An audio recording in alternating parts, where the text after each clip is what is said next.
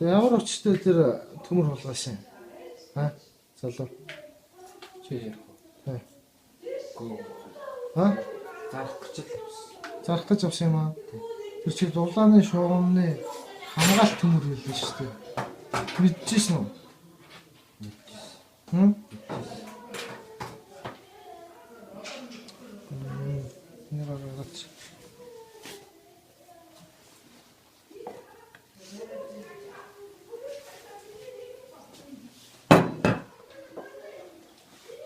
Чи яасан? Ямар очтой төмрийг хулгайлаад гар оролцсон.